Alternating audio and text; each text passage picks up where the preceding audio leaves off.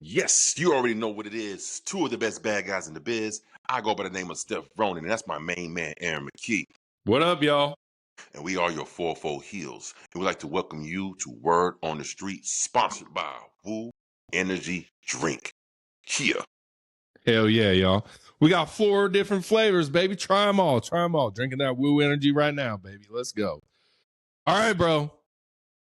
WrestleMania 42 in Las Vegas. If you want to sit in the nosebleeds, bring your tissues because you got enough money to pay for tissues because it's going to cost you a minimum of $854 to sit in section 400, bro. That's after fees, all that shit. That's going to cost you $1,000, bro, to sit in the nosebleeds. $9,000 to sit close, bro. $9,000. We got $50K for some box suites, bro. Ain't no way, bro. If that shit's in my city, I'm not buying that ticket, bro. No. Is this real? Is it $854, bro? Insane. It doesn't make sense for it to be that damn high for nosebleeds. So you're basically paying over $1,000 just to watch the whole show live on the big Jumbotron. On the big TV, bro. That's all you're doing. I can't wait for the Cosm thing to get built in Atlanta because I'd rather just pay the $250 to go to that and watch that shit. You know what I'm saying? I'd rather pay that because then you're basically ringside with the AI and all that shit, the shit like the Sphere, bro. I'd rather do that than pay $854 to sit in the bleeds, bro. That's too much, bro. That's too much. So $9K for floor seats, bro. So let's go ahead $9,000. Let's go ahead and get into this shit, bro. Like $9,000 for floor seats. We're talking about. There were rumors about the front row seats being 70,000, but I think that's not true. I think they're only about 35, 40. There's packages where ain't no way. You get the gold package. You can meet and be this and that for like $55,000, bro. That's ridiculous, bro. Like, y'all need to stop maxing out them credit cards to go to these goddamn events, y'all. Stop doing it, bro. What do we see on WrestlePalooza? The board with the sign said, "Yeah, I sold my house. My house to be here." I know he was joking. Hopefully he was joking. Could you imagine selling your house for that show, bro? I'd be pissed. I hope that motherfucker ain't married. He is now divorced. I sold my wife for this show. Oh my God. Here you go. Listen, let's talk about the same thing on TKO. Mark it in your fucking books and your calendars. I said it. The death of WWE is now. We are seeing the death. I don't think it's the death. It's the downfall. I'm not going to go as far as death. I'm gonna tell you why it's death. It's not as what you think. I'm not saying WWE is going to die. But the WWE as we know it is dead and gone. It's dead and gone. TKO, and this is one of my words. The death of WWE, that was one. Here goes another one. Check this out. TKO is using the WWE just to get out of debt and to only, I guarantee you, within 3 to 5, 6 years, Saudi Arabia will be the new owners of the World Wrestling Entertainment. I guarantee you, bro. I don't see why it's I can see it. TKO could sell WWE to Saudi, make all their money back, get out of debt. Saudi's going to pay that money. Bro, you know how much Saudi paid Tom Brady to come play a flag football game? How much? Take a guess. In the millions, right? Yes. $5 million. Higher. $10 million? Higher. 15? Higher. Bro, 25. $70 million to play to come play a flag football game, bro. You mean to tell me, wait a minute. You mean to tell me Tom Brady paying the NFL for how many years? Ain't never got a contract that big. Probably ain't never made $70 million in the NFL. Because he always took pay cuts so they can load up their offensive line because that was the heart of the soul of the Patriots. Yeah. He gets paid to play $70 million to play flag football. Do you know how much they offered? How much money they have? Do you know how much they offered Tiger Woods to come over to live golf? Tiger said no. But do you know how much they offered him? $100 million. More. $200 million? More. What? Bro, you got to tell me at this point. What? Billy. No, that's not real. Bro, That's I'm not pretty sure real. that's true. It was just south of $1 billion to join Live Golf, bro. They paid Dustin Johnson. They were paying all these golfers like $200 million just to come. I think they offered Tiger Woods a bit. Bro, these dudes have endless money, y'all. Y'all seen the pictures? Y'all seen the pictures of Saudi at the WWE events? How nice that shit looks, bro. People can leave their fucking car. This dude, I saw a video. He's like, y'all want to know how safe Saudi Arabia is? He left his car keys, his wallet, and everything on the hood of his car, on the hood of his like Bentley or Ranger or whatever the fuck it was. Went in, ate lunch for an hour and a half, came back outside. Shit was still on his car, bro. But yeah, crime. They chopping party non-existent, bro. If you do non-existent. Anything, you steal anything over there, they're chopping off your hand. Yeah, bro. That is bro. These dudes have endless money, y'all. Endless. What they say? What'd they say? Vegas paid for WrestleMania last year. They paid WWE $5 million.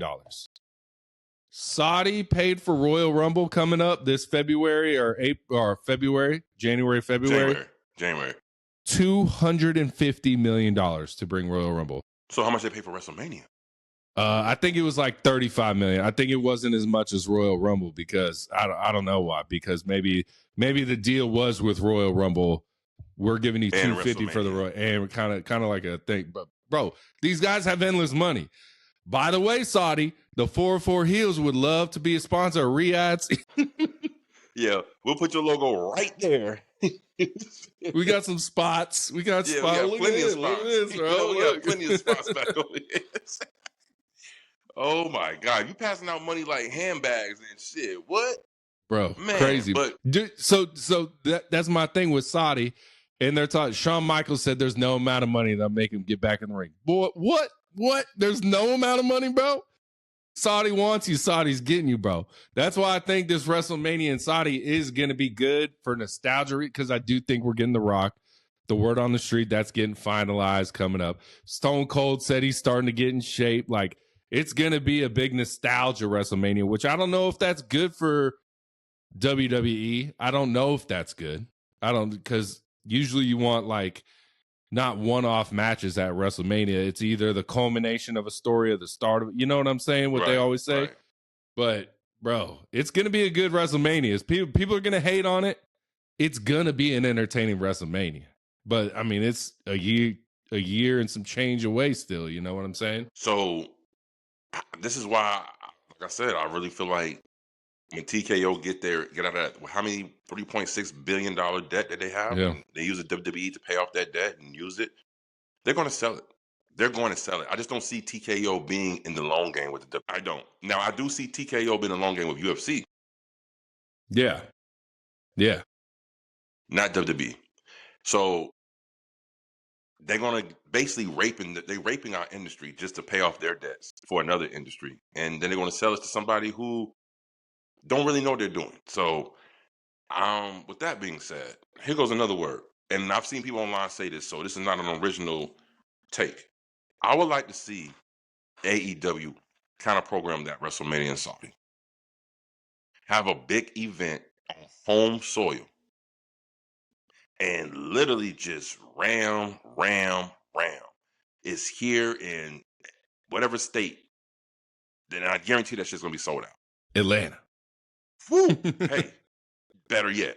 Yeah. And then I could see them saying, for half the ticket price, come see a great show. No, not even half, bro. A fucking eighth of the ticket price, bro. You know what I'm saying? And then that's when Tony Khan can have that big main event at nighttime, because the Saudi one's going to kick off at what, like 1 p.m. here in the States? Yeah. 1 p.m. Yeah. Yeah. I think the one in Australia, the one coming up, Crown Jewel, I think it kicks off at 10 a.m. East Coast, bro. I mean, something like that. I think a lot of people will be watching the show on replay. This will be one of the first WrestleManias going to get a lot of views on replay. But man, I said it on the Palooza, bro. I'm not feeling this. It really hurts. Now I'm seeing WWE content creators saying, like, I'm done. I'm not watching. I'm not this. And I'm like, yo, they really feel some type of way about what's going on with WWE and how corporate it became. And all Triple H keeps saying is, we're doing big and better things here. You know how it's going crazy over here.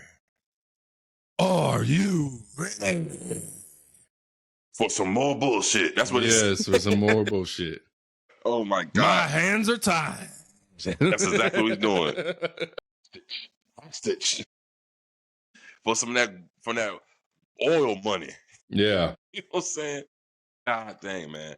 But listen, ESPN, what we doing?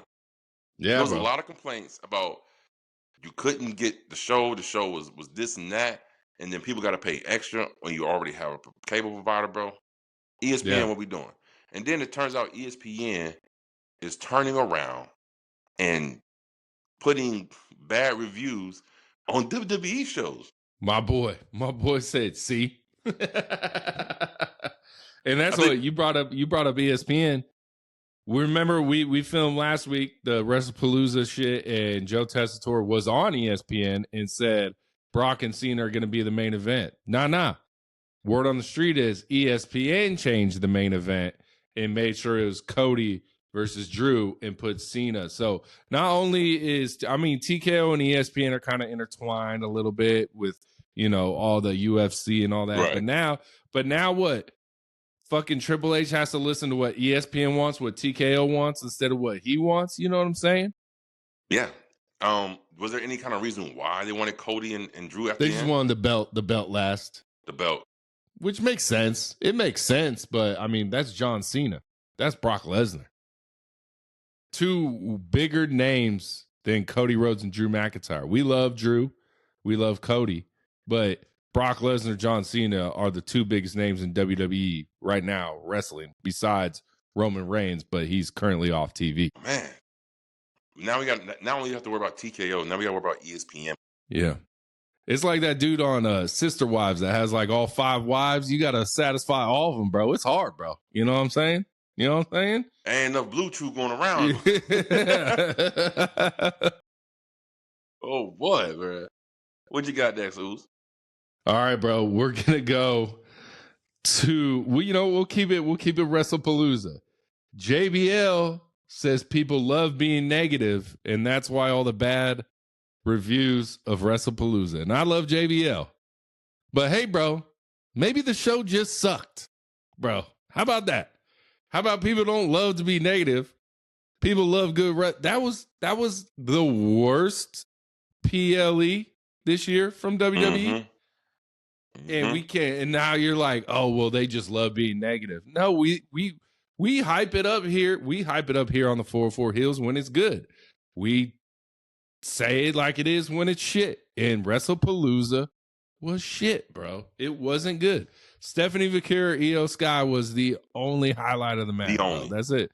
And I keep seeing people say that mixed tag was good. I'm like, what were y'all watching? Man? Terrible, bro. By far. JBL, of course, he's getting that WWE back. So, of course, he's he's a AAA commentator now, bro. Yes. It's true. That's true. Yeah. That's true. But listen, JBL, I understand what you're saying, but like I said, like on the 404 Heelz podcast, we keep it a buck. We have no reason, because look, we love the WWE, we love AEW, we love pro wrestling, period. So what benefit do we have to trash something even though we still like it? Really? No, we didn't like it. It wasn't enjoyable. You know what I'm saying? Word on the street, Booker T doubled back on JBL, said that was a great match. It was 5 matches. It was great. Booker T, sit your ass down. Sit your ass down, Booker T. You know better than that shit. Yeah. Come on, man. It wasn't, bro. It wasn't. Not man. At all. It wasn't. You must have saw the Io Sky and the Stephanie Vaquera match about 5 different times, because that was the only way I'll say that 5 matches was good on that show. Yeah. Yeah. Nah. That's ridiculous. Crazy. Bro. That's crazy. Ridiculous. That's ridiculous, man. And but if we would have got what the wrestlers wanted, which was Cody and Drew pitched for Randy get involved and Drew winning the title, we all would have liked that. And then if we would have got Cena beating Brock, we all would have liked that. So it's like, you guys change. Like, if you would have gave us that show, we would have hyped it up, bro. It would have been an awesome fucking show. Yeah. But you gave us this pile of dog shit. You know what I'm saying? Right. But see, Yeah. that's what I'm saying. TKO, now ESPN, there's too many chefs in the kitchen. Yeah. And it's affecting the product. It's affecting the outcome of the product. It's affecting the storylines of the product. Yeah. And you're affecting the meat of your product by doing that. And this is what's going to happen. This It is the new. is Triple H to blame, because I feel like Triple H is going to get blamed for most of this, but he's got this boss, this boss, this boss, this boss. They're all giving him, you got to do this. He's trying to balance it all. And I think it's just like too much for him, bro. And that's why he recently came out and said, I'm going to start spending more time with my family. Fuck this shit. You know what I'm Yeah. saying? Like y'all are driving me crazy, bro. Just like, I thought I was going to be the man. Like, how much of Triple H booking, what percentage is actual Triple H booking and not TKO, not ESPN now? How much is actually Triple H gets to say everything? We don't know, but I'm tell you like this. It seems like Triple H has the booking power, but I feel like those other TKO, ESPN has the final word. Okay, Yeah. definitely if the shows are being broadcast on ESPN. So everybody keeps talking about QB1. I hear Cody Rhodes say it all the time. I'm the QB1 of the WWE. No, you're not. His name is Triple H. He's a QB1 because when shit is trash, we're coming after Triple H. And When it's good, all wrestling fans wanted Drew to win. Wrestling fans. yes. But Yes. Cody Rhodes is the guy doing all the interviews. He's over all ESPN. He's not talking shit on podcasts like Drew. So I could see why ESPN would want Cody to win that match. I could see why TKO would want Cody to win that match. But us as wrestling fans, we wanted Drew McIntyre to win that match. You know what I'm saying? Of course. But Yeah. ESPN wanted Cody to win the match because why? Because Cody is more marketable. And he's going to be in a movie, Street Fighter, maybe one of the biggest movies coming up next year. You know what I'm saying? They want that face recognition. Yep. Yeah. That's exactly what it is.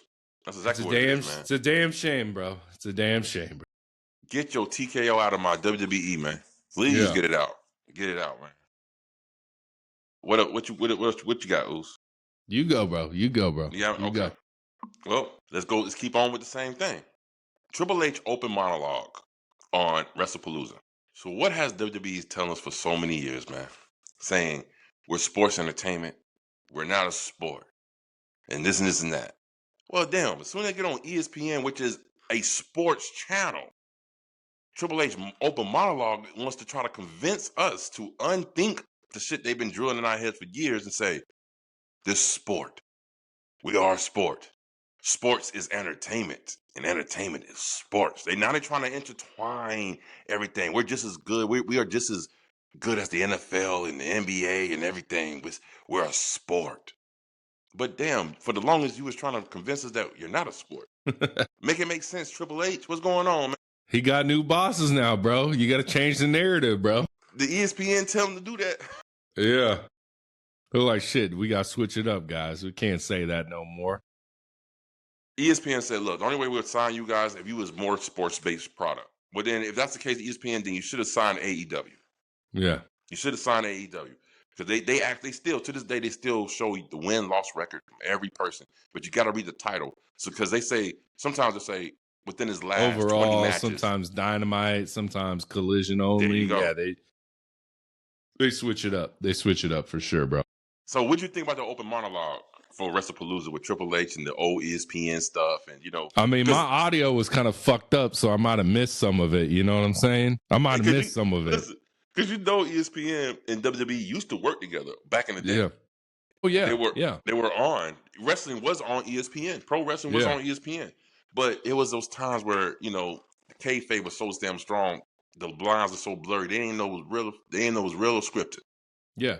And how about if I'm paying for something, no commercials? How about that? That's all I want. If I'm paying for something, get rid of the commercials, man. You're getting your revenue from me. Goddamn, it's like they're just fucking sucking greedy. Every dollar they can out of everything, bro. And everything. It gets infuriating. It's annoying. And the problem is, even if you don't even have actual commercials from actual sponsors, they're gonna have run commercials for their own product. Yeah, WWE Shop. This is what's coming up on ESPN. This is that. And in a world of social media, commercials should be a dead thing. You know what I'm saying? Facts. Commercials should be a dead thing. And another thing with WWE, bro, is and Dynamite, they really didn't do it. They showed some highlights, very little highlight. Bro, I don't need a fucking 12-minute recap of WrestlePalooza on Raw. I don't need it, bro.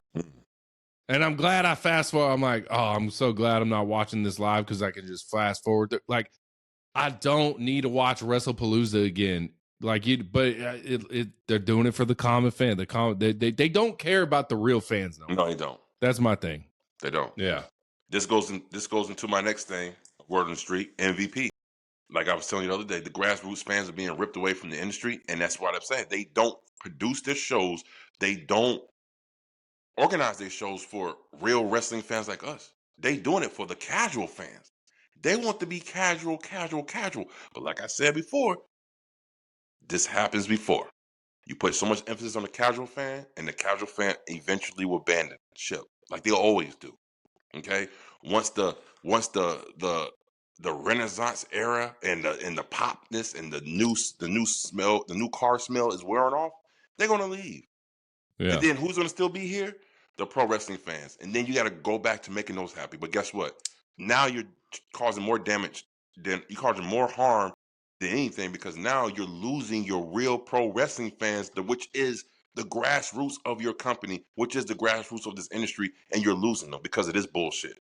Yeah. And I don't think a lot of casual fans went out of their way to download a new app, pay $30 to watch WrestlePalooza. I don't think that happens, bro. No. And what's crazy is I haven't seen anyone release numbers about WrestlePalooza sales yet.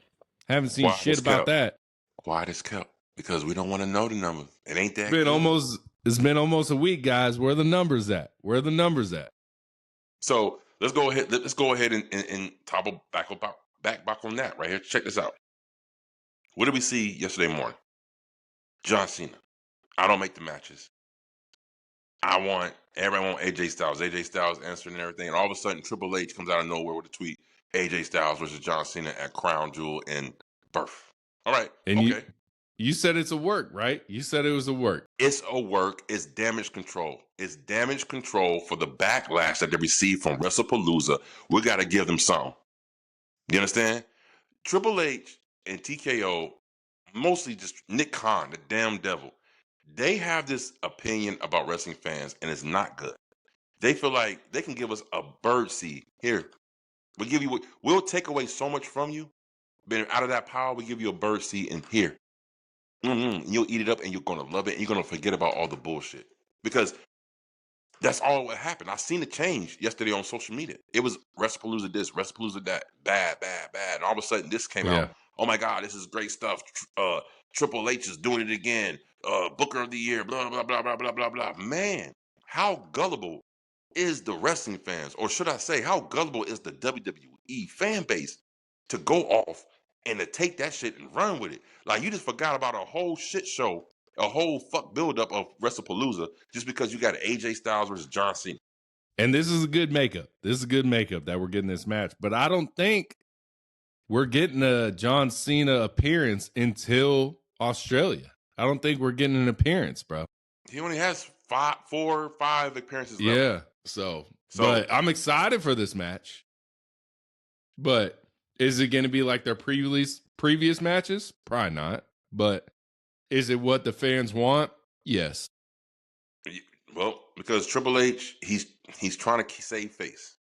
But I'm going to tell you one person who don't give a fuck about no Triple H and saving no face, and that's MVP. He said he has no respect for Triple H personally or professionally. You know who doubled down on that? Bret Hart, bro. He said Triple H is a phony. The only reason Triple H got anything is because he was banging the boss's daughter. He never earned anything on his own. So MVP and Bret Hart came out this last couple days and said phony, fake, trash, blah, blah, blah. We know Bret Hart is the most fucking he's holding on to everything, bro. He got called a grand wizard, bro. You know, he coming for that shit. Oh, that was funny as hell, bro. That was funny as hell, man. He was called the Shawn Michaels. Fucking great. Man, listen. Every time I think about Bret Hart, this is what I think about. Petty. this He's petty motherfucker now. just doing this, like, you get on my grass. You know what I'm saying? Yeah. Like, he just, but look, what MVP had to say, though, and he says, I am not going to go into detail. He said, but every time I tell people the reason why I don't, I can understand now.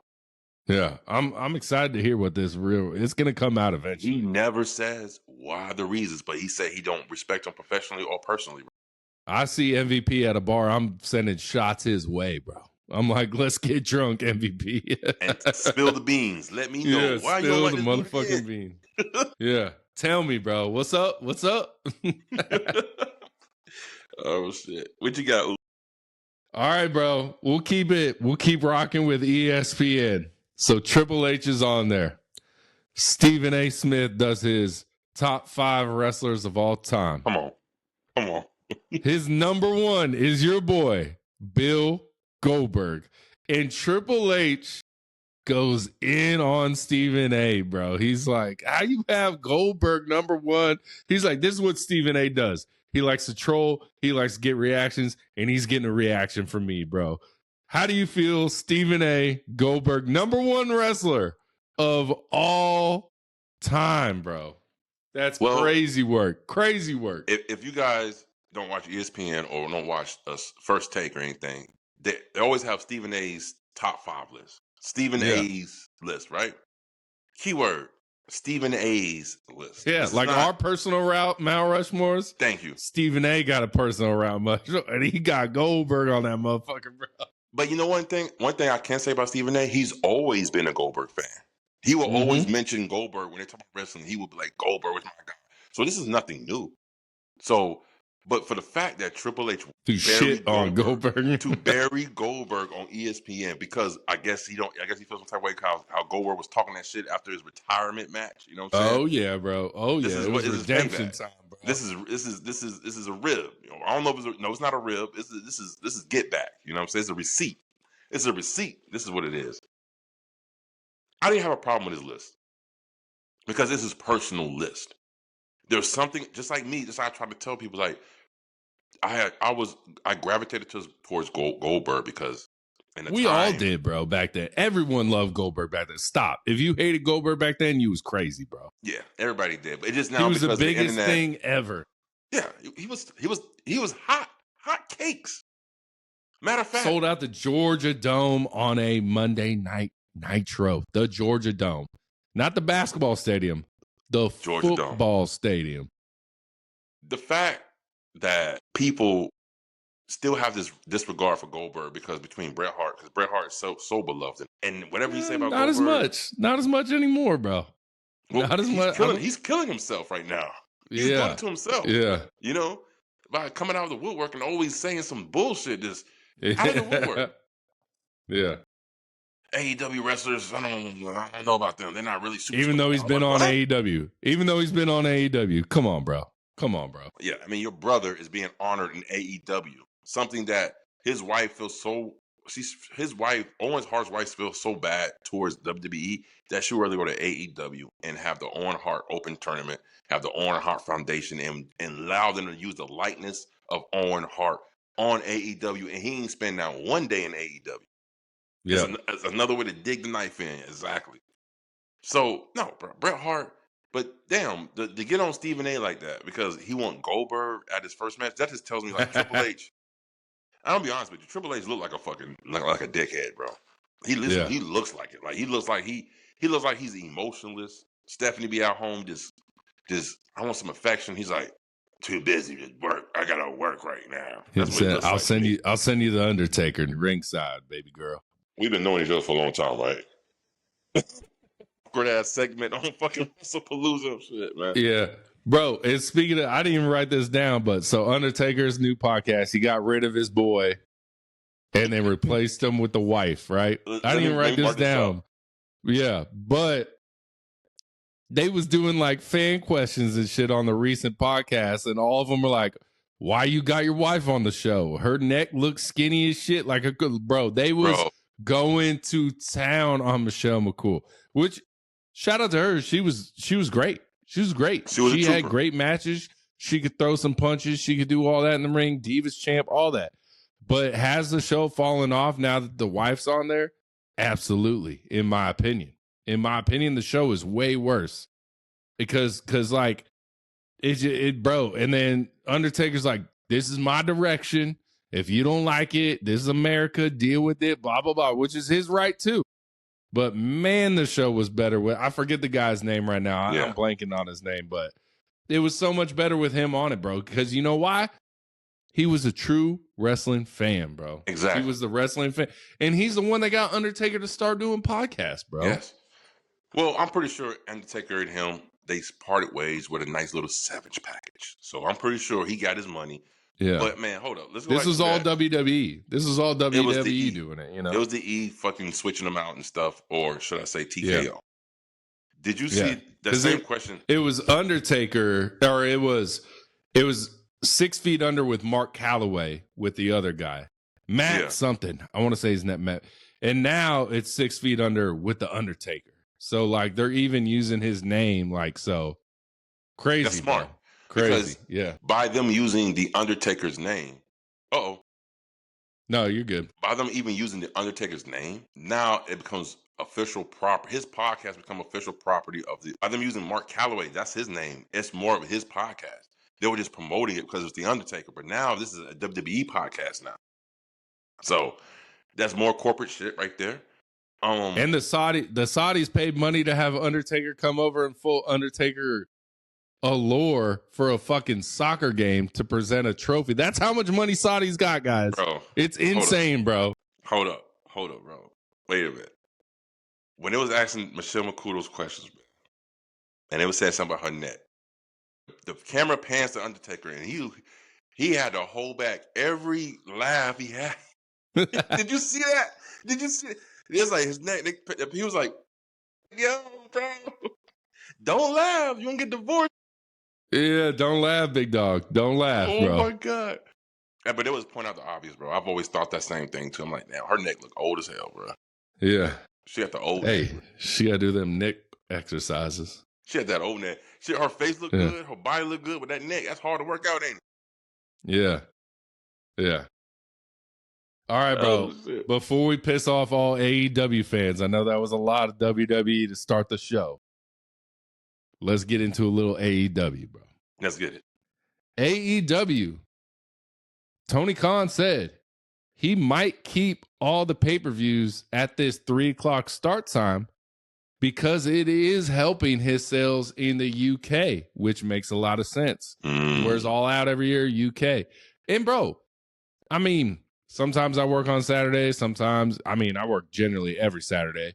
But like we always say, you could play that bitch at midnight. I don't care. I'm gonna watch it. You know what I'm saying? Like, I just don't start time this, start time that, blah, blah, blah.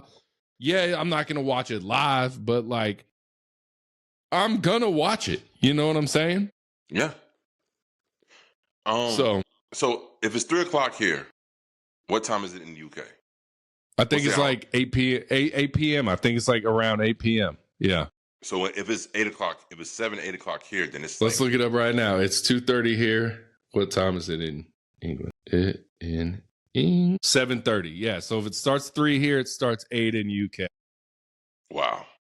Okay. So they're 5 hours ahead. So okay. So that makes a lot of sense because if our show starts 8 here, then it's in the fucking early morning for them. So yeah, it kills their views. It's 2.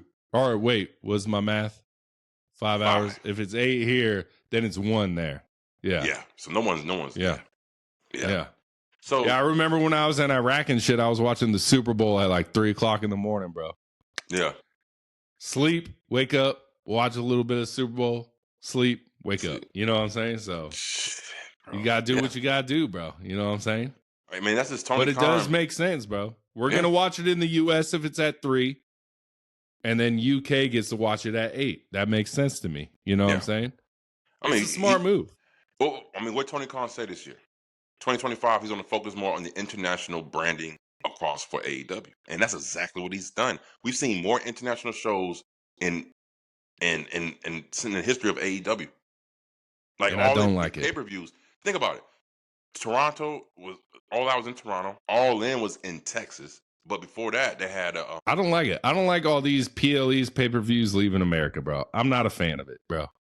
Because I'm selfish. I'm selfish. But that's why. But you do have to admit, it grows the brand. It makes for better TV with the crowd. Yeah, because the crowd's way better. Yeah. Yes, I just wish our crowd could be better. You know what I'm saying? No, we're not, because we're bad. Yeah. You know what? You know what crowd could be better? If they come to Atlanta.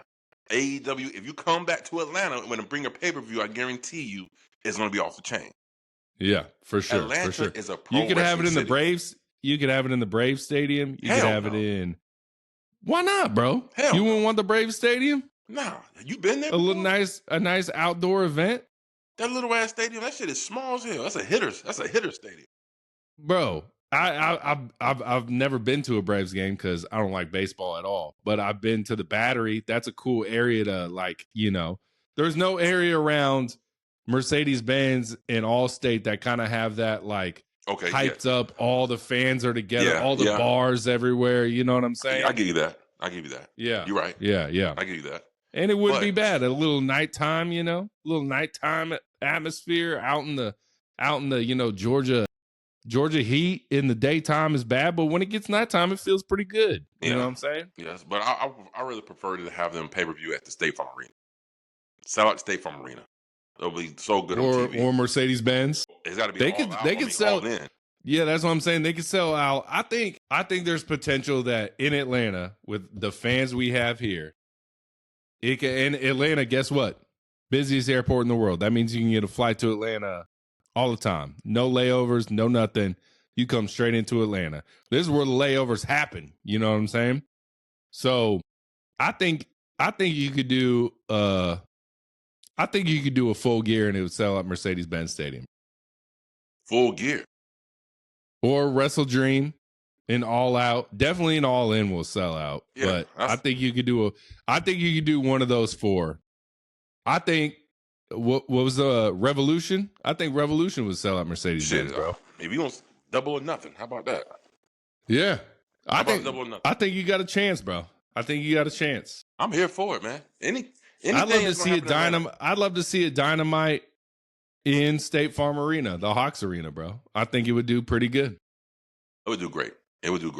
Anything in the 4-4, you know what I'm saying? Yeah. It's going to do good. You know what I'm saying? Because it's a wrestling sound. You got to remember, WCW headquarters is in Atlanta.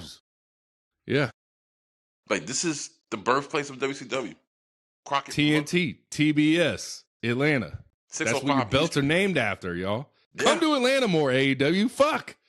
They stationed out in Jacksonville. Yeah. Jesus. Oh, man. Let me see. What's next on here? Oh, here's some numbers. AEW's numbers. Let's do it. Y'all like numbers? We like numbers. Let's talk about numbers. AEW's best financial year is 2025.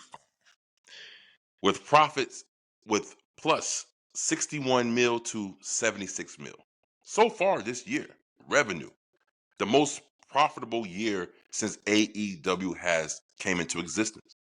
And everybody was like, oh, see, I told you they was not profitable because their product was bad. No. You got to remember, this is business. You can't expect to see any return on your business until year 5, year 6. Something as big as this right now. And it's year 6 right now, and we're seeing a 61 mil, or anywhere between 61 mil to 76 mil revenue for AEW. 250 mil plus for 2025, and 2025 ain't over yet. So it's clearly as day, the resurgence of AEW is justified because look at the numbers. It's popping. Now, I know they're going to have some WWE fans saying like, oh, see, it's only WWE did this, and that. Well, if AEW charge your goddamn prices too for their shows, I'm pretty sure they can get close to that shit too. So, yeah. But yeah, 250 mil with profits of 61 mil to 76 mil, bro. It's not bad. That's not bad. It's good. AEW ain't going nowhere. AEW ain't going nowhere, my friend. They're not going anywhere. So let's go ahead and talk about it then. The big news was ESPN is trying to get a bid for the Warner Brothers Discovery. ESPN. That's tough. Not ESPN. I'm sorry, Netflix. I am so sorry, Netflix. Yeah. Netflix wants to throw in a bid for Warner Brothers Discovery, which is the home of AEW. A lot of people saying, is Netflix very loyal to WWE? I don't think so. I think Netflix is loyal to Netflix. And I think there could be a case where we could see WWE and AEW on Netflix. I don't see that happening, bro. You don't see that happening? I think it's collusion, bro. If Netflix buys WWE or WB or whatever, I think they drop fucking AEW. AEW is going to be a limbo. But I think this would be the prime opportunity for AEW just to make their own app, bro. It's 2025. Make your own app.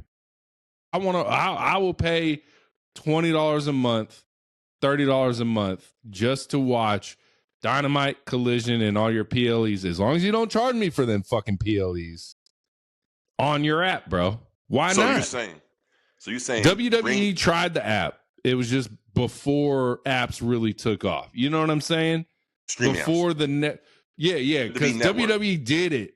Yeah, they did it before the Netflixes, the Hulus, the Primes, the Disney Pluses, the whatever. I think it was WWE did the right thing, but they did it at the wrong time back in the day with the WWE network. And people were like, I'm not going to pay fucking $15 a month to watch WWE. Like, no. But now I think it's prime opportunity for AEW. Just put all your shit on one app. Download it to my TV. Bro, I think it makes perfect sense. Hey, call it the All Elite Network or some shit. You know what I'm saying? Yeah. If they charge, but bro, they charge me $30 a month for that shit, and I get Dynamite, Collision, and the pay-per-views, and and on top of that, I get to watch ROH. Yeah, I'm in there. Because think about WWE right now. I gotta have Netflix, Peacock, ESPN. I gotta have a cable provider that has what's on Smack USA Network. I gotta have fucking 5 different fucking things to watch WWE. What if I only need one thing to watch AEW? Tony Khan, are you listening to what my man Aaron McKee is saying? He's saying, develop your own network app and charge one flat rate to get all the AEW product and content, past, present, and future. Bro, I'm telling you, you hitting on something right there. Yeah, like that's and that's have good right have there. No audio issues. Even when Raw went to Netflix, there was issues that first Raw on Netflix. There was issues. I'm like, do they not do tests? Like Jake Paul versus Mike Tyson. That shit was lagging, and they're like, well, so many people were watching it. I don't know how that technology works. But I'm sure there's a way to figure that fucking shit out because network TV, CBS, Fox, NBC, whoever has a Super Bowl every year, millions of people watch that. 50 million, 70 million people watch that. I never see glitches. I never do. Yeah. I never do when I'm watching the Super Bowl. True that. Figure that shit out, y'all. And AEW has a prime opportunity. Just say, fuck that network. You're going to have to rename the TBS and the TNT Championship. That's cool. Who cares? We'll get over it. One app, AEW, on my television, $15 a month, $20 a month. I'm cool paying that. I'm cool. I'm cool. If I get all the pay-per-views, I'm cool $40 a month. Because damn, this is gonna be a fan question we have. Let's get into it right now. Okay. Let's get into it right now. Do WWE and AEW have too many PLEs close together? We just got done with WrestlePalooza. We just got done with All Out. And what's in 3 weeks? WrestleDream and fucking Australia, bro. Is it just too... I felt like growing up, bro, it was like every other month. Which I was cool with. You know what I'm saying with? I mean, my uncle had a little cheater box. I was able to watch it for free back in the day. Remember the little unlock, the jailbreak box or whatever you wanted, the black box? Yeah. So I get to watch them for free. But I'm saying, are they just trying to oversaturate everything? Too frequent. It's too frequent. And it makes the weekly shows less important. Right. And it's too frequent. If I was any of these promotions, I'll have a PLE every other month. So every other month, not 3 weeks. No, 3 not weeks, 3 weeks. bro. Between both That's- companies, too. How did it work out like this? You know That's what I'm not saying? enough time to even build up a credible storyline for people to even want to be tuned in about that pay-per-view or PLE. Yeah. Every other month. So if we had a PLE in January, we won't have another one tomorrow. You know what I'm saying? Like you skip a month, like you keep that train going. You know what I'm saying? And it adds more allure and more importance of that PLE or pay-per-view because you only get this once every couple of months. So yeah, I agree. It's way too many. It's a lot. Yeah. Yeah. I feel like back in shit, like the Attitude Era, we just had like the big four, really, right? We had big fours, and then it was like, you had Bad Blood, you had like Ruthless Aggression, you had we even had this shit called Cyber something. Cyber Tuesday. Judgment Day. There was Judgment Day every now and again, but it wasn't a lot, bro. But it wasn't like one every like 3 months back in the day. So I think you had the main four. You had Royal Rumble in January. You had WrestleMania in the spring. You had SummerSlam. And then you had... And then Survivor Series. Survivor Series in the holiday months. And then you had like maybe one in between each of those major four. But it wasn't like every month. It wasn't it wasn't no pay-per-view every month. Nope. And it's great. We're not even in a month. This is 3 weeks later. We're getting another pay-per-view PLE, bro. And if we're wrong, y'all let us know in the comments. You let us know in the comments if we're wrong. Yeah. Like from my recognition, there was no pay-per-view every month. And I would say this to piggyback what you said about Tony Khan having his own app, the AEW. If you're gonna do it, Tony Khan, do it now. Do it while you have the money, the backing of WB, Discover Warner Brothers, bro, for the next 4 more years, because you just signed a new one. So you have 4 more years left in your contract. Go ahead and develop an app now and have people subscribe. Because if you wait until your contract runs out and no one picks you up and then you try to develop an app, that's going to be bad news. You're going to be in the negatives. You know what I mean? Because it takes money to make the app and to do all this. So make it now while you still have, because that's what the WWE did. They made their network while they still have the USA contract, the what was SmackDown on? Everything. It wasn't Fox then. It wasn't Fox then. It was Fox. No, not when it was Fox. The WWE network. Oh, yeah. It might have been on SmackDown USA. Was on UPN or some shit. Yeah, something. Or Spike T. I don't know. All them fucking channels. But like, think of Tony Khan marketing. All AEW content for one price. They could even do commercials. You ain't got to pay Netflix. You ain't got to pay this. You ain't got to pay that. You ain't got to pay this. That. One price, all AEW, all the time. All the time. That's good shit right there. Fuck. Flip that bitch. That's a good one. Fuck. Yeah. Like shit, bro. Shit. That's a good one. That is a good one, man. All right. And let's go keep going. WWE, AEW. Triple H, when Will Ospreay didn't sign with WWE. And we've talked about this before. Oh, shit. The grind of WWE. The grind doesn't exist no more. No more. Is there grind in AEW? Will Ospreay inserts it on himself because he flies back and forth all the time. There's no grind in either company anymore. There's no house shows, really. I mean, WWE does few and far between house shows. AEW does what? 0 house shows? They just do the 2 shows? That's it. So I just don't want to hear about the grind no more. There's no grind. Will Ospreay's self-imposed grind, that's all it is. He flying back and forth. I don't know if his wife, is she flying back? I'm assuming she's flying back and forth too. So self-imposed grind. You know what I'm saying? But and it makes sense why you don't want to hear as much because she has a kid to look after and look for. So yeah. I just don't want to see anyone say anymore WWE, AEW athletes are scared of the grind. There's no grind, guys. There is no grind. There's no grind. The grind is over. Other than the independents. That's the only grind there is. Yeah, that's the grind. Yeah, for sure. And I know Shawn Michaels on Chris Van Fleet said NXT is starting to do more house shows and they're like going out of Florida. And that's good for them. You know what I mean? Because the NXT superstars, honestly, all wrestlers across the board, they were better wrestlers when they were wrestling those. Undertaker talks about it 5 nights a week. sometimes twice on a Friday, times. It was better wrestling, less botches, less everything. But the grind's over, guys. I don't want to hear about the grind no more. The grind is dead. It's dead and gone. Get rid of the word. Get rid of the word. You can go film movies if you want. You know what I'm saying?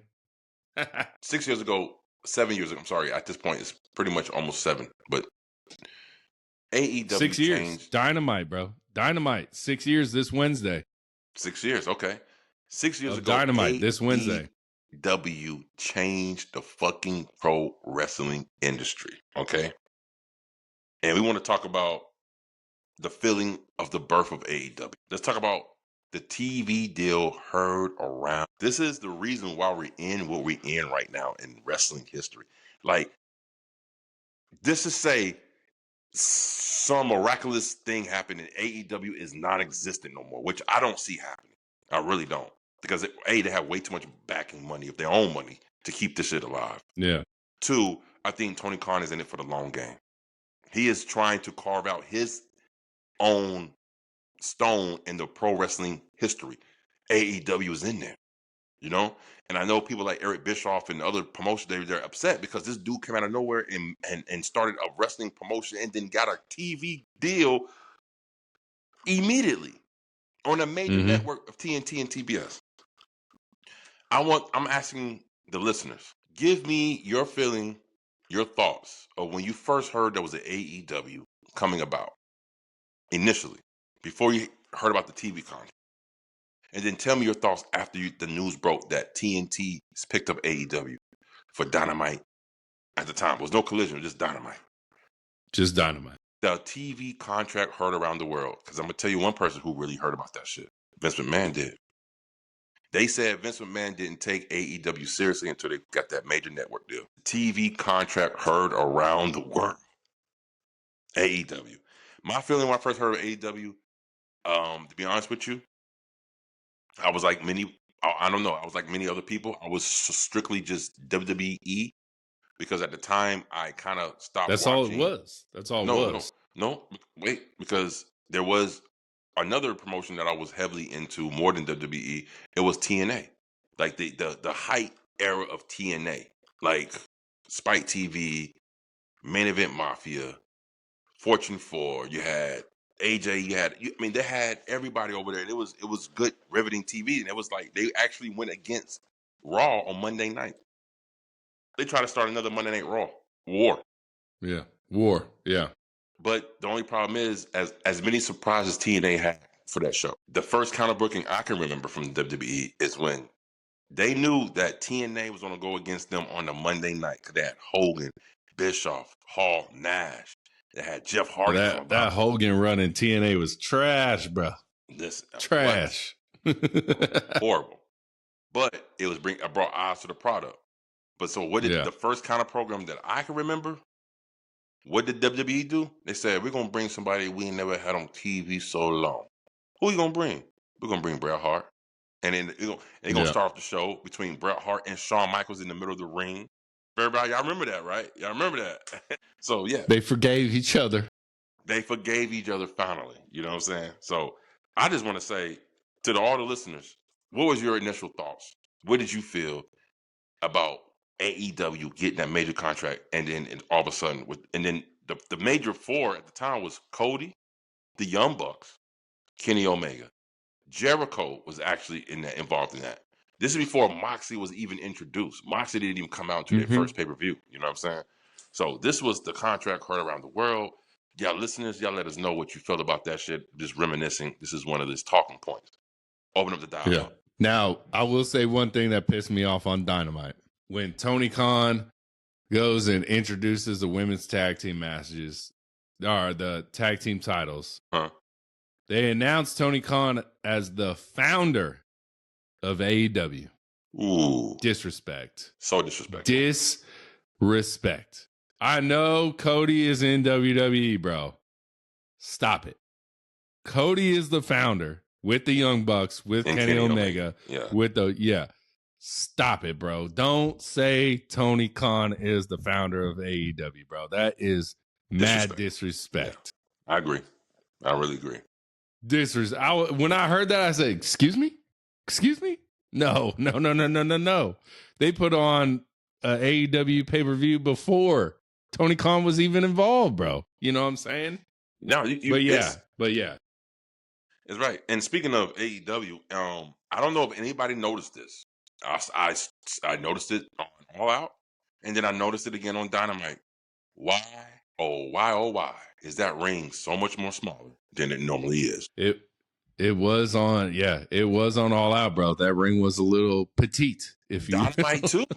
Dynamite was small. It wasn't as small as the Australia one, Right. Grand Slam, where No, it my wasn't boy that Buddy small. Matthews got hurt. Yeah. It wasn't that small, but it was smaller than the ring, bro. Yeah. It's smaller than it normally is. I think this is where they're going to go from now on, and I'm not a fan of it. I don't like that small ring because this is the same size that TNA's used for their ring. I like the bigger ring. And when you have people who doing flips and acrobatic stuff and building up a head of steam and running, you need as much space as you can.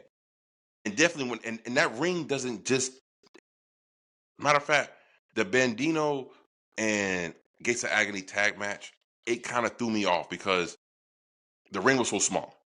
So even if you cut off half the ring, you still can damn near tag your partner because the damn ring is right there. The other side is right there. You know?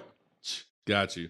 But why have any of you guys noticed the ring size in AEW has changed ever since All Out, and it happened again on Dynamite, and I guarantee it's gonna be the same way on Collision. Why are they switching to a smaller ring? I just want to know why. Maybe the wrestlers want it, but I doubt it. But you never know, bro. You never know. I did hear from Kevin Nash. He said that when he was in WWE, taking bumps in that WWE ring is hell. He said because the ring is so much bigger. He said when we went to WCW, he was like, and he first took his first bump. He was like, oh wow, might lay here for a little bit. Like it's easier on your body. So maybe Tony Khan has reduced the size of the ring, knowing that how hard his roster goes, to reduce a lot of injuries, to reduce a lot of pains and aches. I want to know, and I want to know if anybody else besides the 404 Heels podcast noticed the shift in the ring size. Yeah, let us know. And AJ Styles talks about the 6-sided ring in TNA. He said that was the worst ever to take a bump in, bro.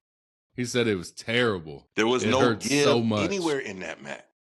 Yeah. None. He said he hated when they went away from the 6-sided ring because he was like, that's TNA's trademark. But then he took a bump in the squared ring again, and he was like, oh, this is much better. So, shit, bro. What you got? All right. PWI, bro. The top wrestlers, the top 500 wrestlers in the world, whatever the list was. Shout out Mox being number 2. Gunther being 3. Cody Rhodes being number 1. Well, I got it. Cody, he deserves it. My thing when I was scrolling through this list was Kyle Fletcher was 33. Get the hell out. Kyle Fletcher this year. Bro, stop, bro. Can anybody who's listening to the 404 Heels podcast, can you let us know how does this work? Is this from the middle of 2024 to the middle of 2025? That counts out the calendar year, or is this from the start of 2025? Start January 1st. Yeah. To now.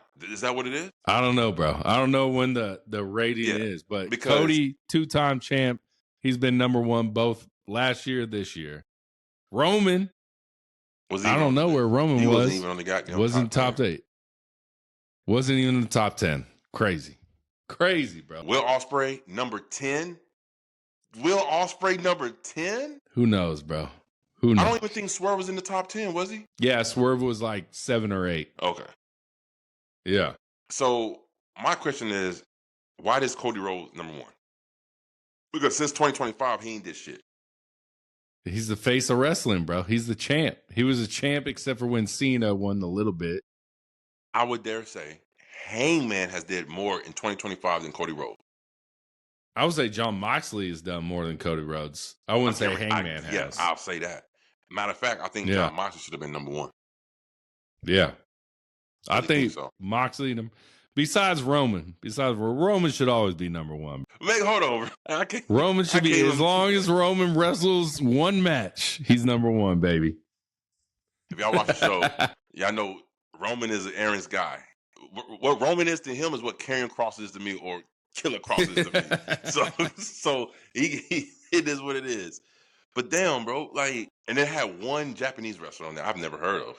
He was like top 5. Yeah. So that's a good thing. Toni Storm, was she even in the top 10? I didn't see it. I really didn't look. Or was this just the men? Shit, I don't know. I didn't even check. I didn't see no women on there, bro. That's crazy. Damn, man. I didn't read all 500 names, but I was like, let me see where Kyle Fletcher is. 33? Crazy. Yeah. If that motherfucker ain't been top 10 this year, y'all are crazy. I gotta read the whole list because I want to see what Ricochet. Yeah. Like, how you not put him anywhere? And speaking of Ricochet, well, Ricochet gung-ho for AEW. He tweets about the C grade on WrestlePalooza. And he's like, and I know our show was better than that. He said, what he said, he tweeted, he said, how is it that people turned from our pay-per-view to watch WrestlePalooza? And I know our show was much better than that. Ricochet ain't afraid to come out the woodwork and say something in defense of AEW. Him, Swerve, Ospreay, Heyman, pretty much everybody in AEW, they gung-ho for AEW. What do you think about Ricochet's comments? Did you see this, first of all? It's good shit. That's what Ricochet does, bro. That's what Ricochet does. He's always gonna be in the Twitter. He's gonna be in the Twitter world talking shit. That's his shit, bro. You know what I'm saying? I love it. I love a wrestler who just backs his shit. You know what I'm saying? Man, that is crazy work. Ricochet, he has proven so many people wrong. All right, and I'm glad to see that Ricochet is finally getting that push. And MVP talked about it. He said we first met Ricochet, and he was like the peak of the indies. Like, you got to see this guy wrestle. He does things we never seen before. And MVP went up to him and said, "What did he say?" He said, "You're good, but you're not there yet." And at the time, it blew Ricochet's mind because, like, how I'm the hottest thing in the. Now he said, now what he's doing is the best work that Ricochet has ever done. MVP said, and he broke down the face. He said, if you want to know how to sell, I tell people watch Ricochet, and that's true. And you brought it up last week on the pod. He was like, that kick in the face, like when Shelton was kicking him, he's like, bro, the selling of that's how you sell. You know what I'm saying? Yeah. So Ricochet, shout out to you, man. Hey, Ricochet, you get the flowers today from the 44 Heelz podcast. Yeah. That's what you get today. Ricochet. Take off the damn Philadelphia Eagles hat, though, bitch. That's spoken from a Cowboys fan. Hell yeah, man. All right, bro. Tori Wilson talked on a podcast. Her first day on camera, and they show the clips. She had to make out with Vince McMahon. Oh, boy. This doesn't help his case. Come on, Vince. Come on, Vince. Don't help this case at all, bro. He said, you make out with me on TV. Oh, shit. Oh, man. Vince McMahon, all these other, bro, it's not helping your story, bro. It's not helping your story. Jeez, Vince. And she said it's like the first time I went to WWE, they made me make out with Vince McMahon. The first time she's on camera, she's got to fucking make out with Vince McMahon. And then they show the kiss, and Vince McMahon just goes in like full mouth, like, I was like, God damn, bro. Vince McMahon, bro. He is wild, bro. This dude is wild, man. Oh, man, bro. He is wild. Poor fella. Yeah. Shout out Tori Wilson, though. This is the same man that said at the end of the documentary on Netflix, it said, I'm horny right now. I'm like, what did he say? What did he say? Sex is horny. I'm thinking about it right now, big dog. Oh, my God. Whew. God damn, bro. That's funny, man. That is funny, God damn, bro. Poor Tori Wilson, man. Can you imagine that? You're about what? How old was she? She was young as hell. And can you imagine, early 20s? You're going to be your first time on TV, and they prep her up and say, okay, here's the scene. You're going to have to kiss this man. I got to do what? You got to make out with Vince McMahon on TV. Come on, big dog. God. Come on, bro. Crazy. Well, Tori Wilson had that happen to her.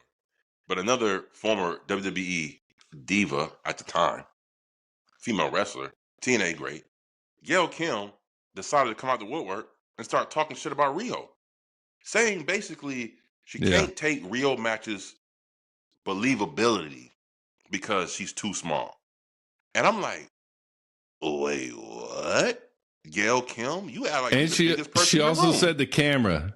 She said the cameras too were like getting bad shots of her with like straight ass and stuff like that too.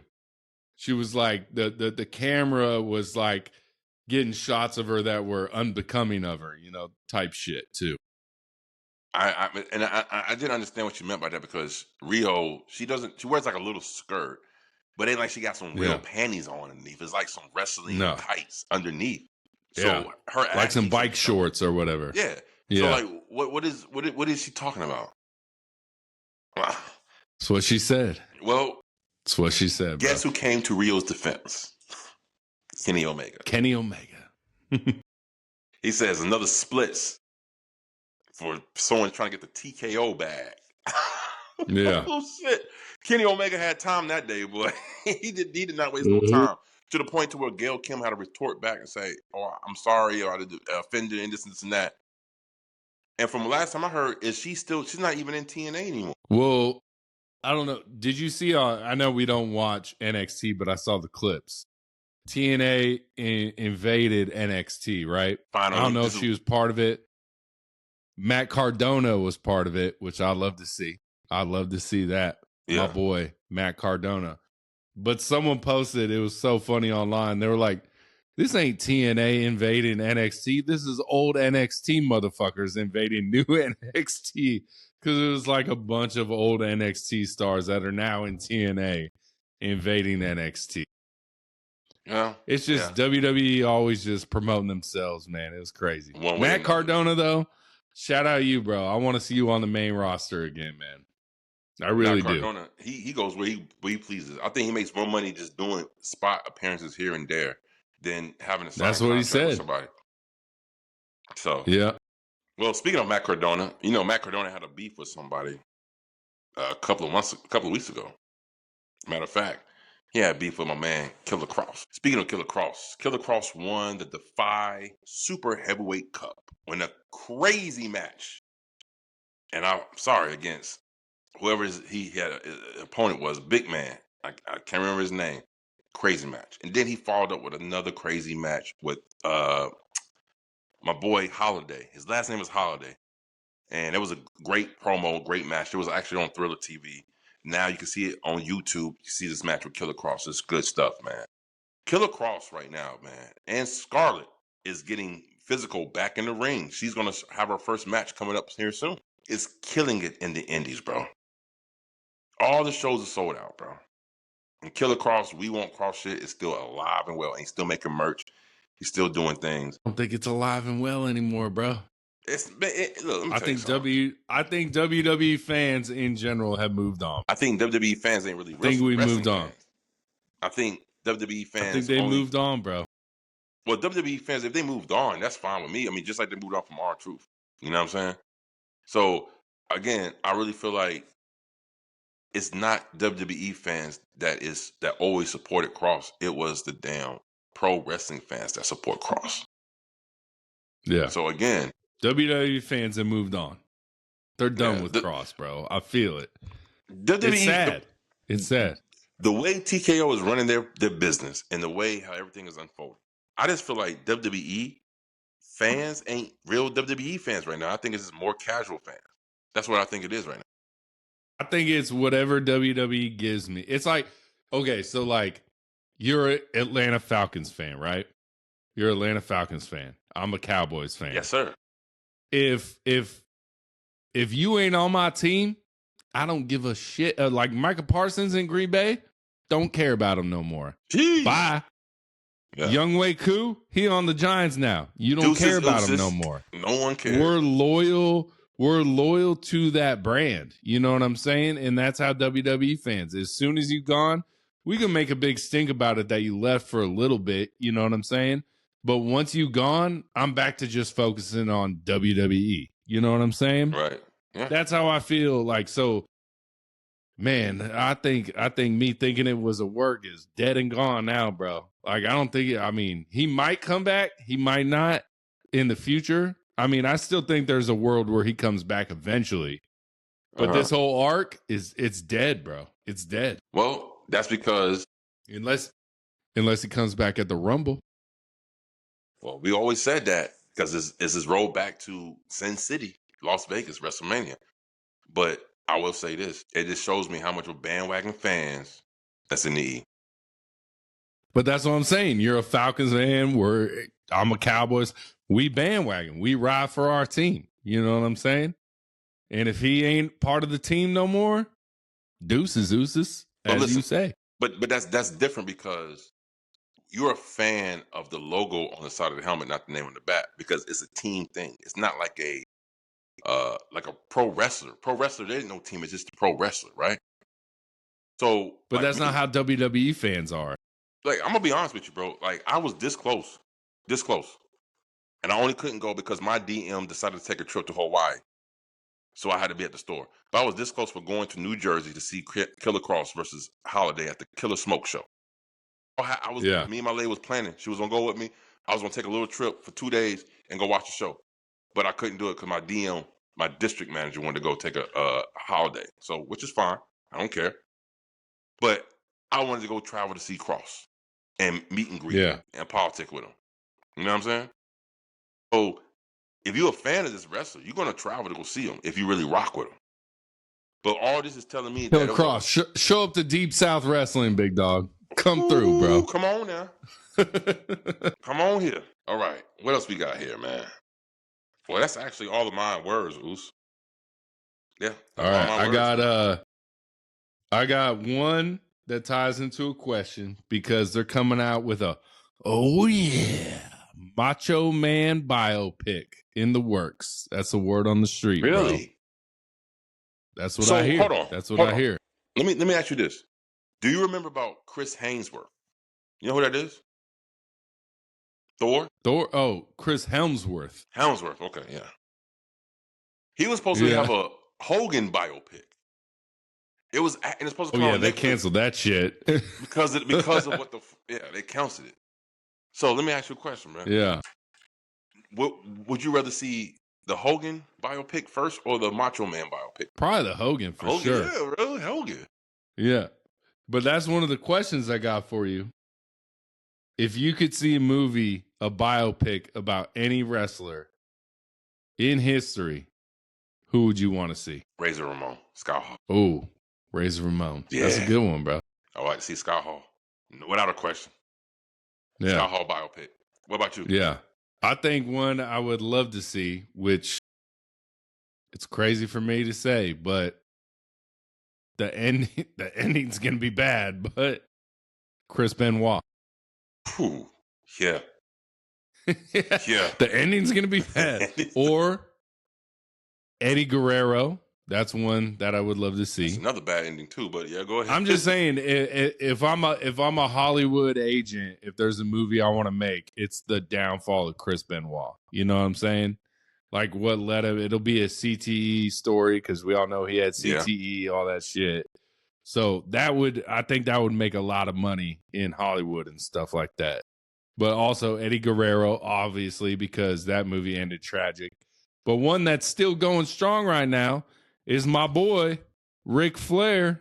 I would love to see a biopic of Ric Flair's fucking crazy stories he's told on many podcasts, many documentaries, many everything, bro. Where is the Will Ferrell Nature Boy film that was supposed to be coming on Netflix? That's true too. Yeah, we forgot about that one too. Yeah, it's a comedy biopic. You know what I'm saying, about his wild adventures and shit. You know what I mean?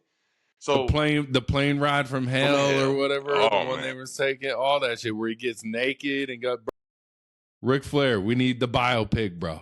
We need the biopic. I think another biopic would be good to watch.